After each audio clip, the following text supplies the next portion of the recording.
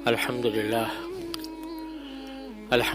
رب العالمين والصلاة والسلام على سيدنا ومولانا محمد خاتم النبيين وعلى آله وأصحابه أجمعين وعلى كل من تبعهم بإحسان إلى يوم الدين. اما بعد، میرے محترم بھائیوں، بزرگوں اور دوستوں، السلام علیکم ورحمۃ اللہ تعالی وبرکاتہ۔ پچھلے جمعہ میں حضرت صدر صاحب دامت برکاتہم نے ایک حدیث بیان فرمائی تھی اور اس کی کچھ تشریح فرمائی تھی۔ میں اسی کے بارے میں کچھ گزارشات آپ کی خدمت میں مزید عرض کرتا ہوں۔ وہ حدیث یہ تھی کہ نبی کریم سرور عالم صلی اللہ علیہ وسلم نے ارشاد فرمایا، المسلم من سلم المسلمون من لسانہ و یدہ۔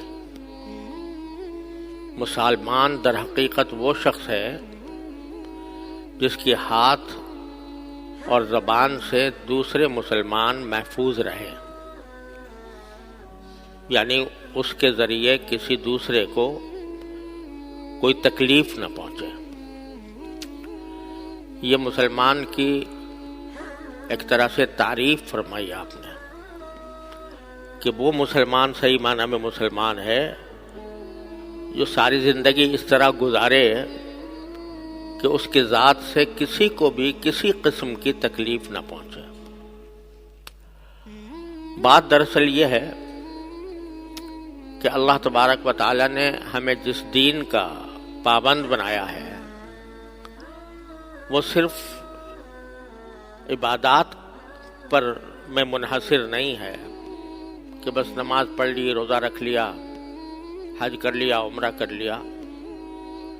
بے شک یہ بڑی عظیم عبادتیں ہیں اور ان کا اہتمام ارکان اسلام میں سے ہے، اسلام کا ستون ہے، لیکن دین ان میں منحصر نہیں۔ اصل میں دین کے 5 شعبے ہیں اور ان 5 شعبوں پر عمل کر کے ہی انسان صحیح معنی میں مسلمان بن سکتا ہے۔ پہلا شعبہ ہے عقائد، دوسرا ہے عبادات، تیسرا ہے معاملات، چوتھا ہے معاشرت، 5واں ہے اخلاق۔ دین کے سارے احکام ان 5 شعبوں میں بٹے ہوئے ہیں، اور یہ درست نہیں ہے کہ آدمی ان میں سے کسی ایک شعبے کو اختیار کر لے اور باقی کو چھوڑ دے۔ قرآن کریم نے فرمایا کہ یا ایھا الذین آمنوا ادخلوا فی السلم کافہ، اے ایمان والو اسلام میں داخل ہو جاؤ پورے کے پورے،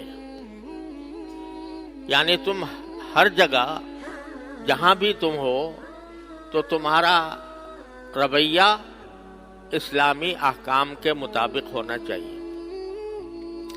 عقیدہ درست ہو،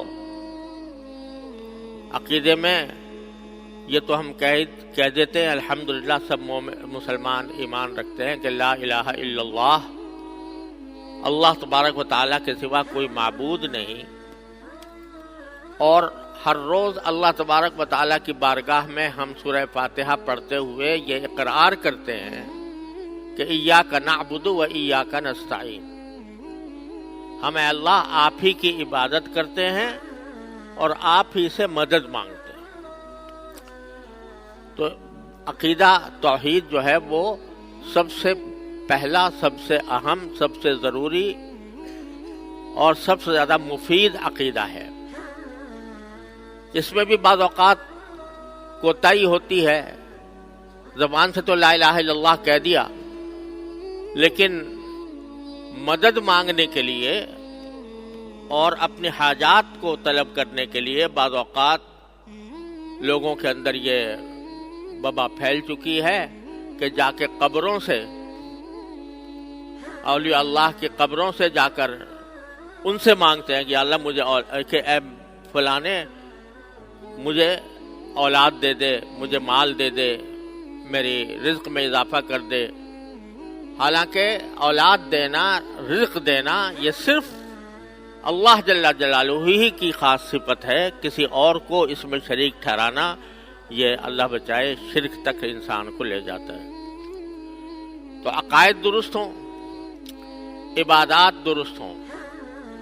عبادات میں پانچوں عبادتیں ہم آپ سب جانتے ہیں، ان کو صحیح طریقے سے اللہ تعالیٰ کے حکم کے مطابق ادا کیا جائے.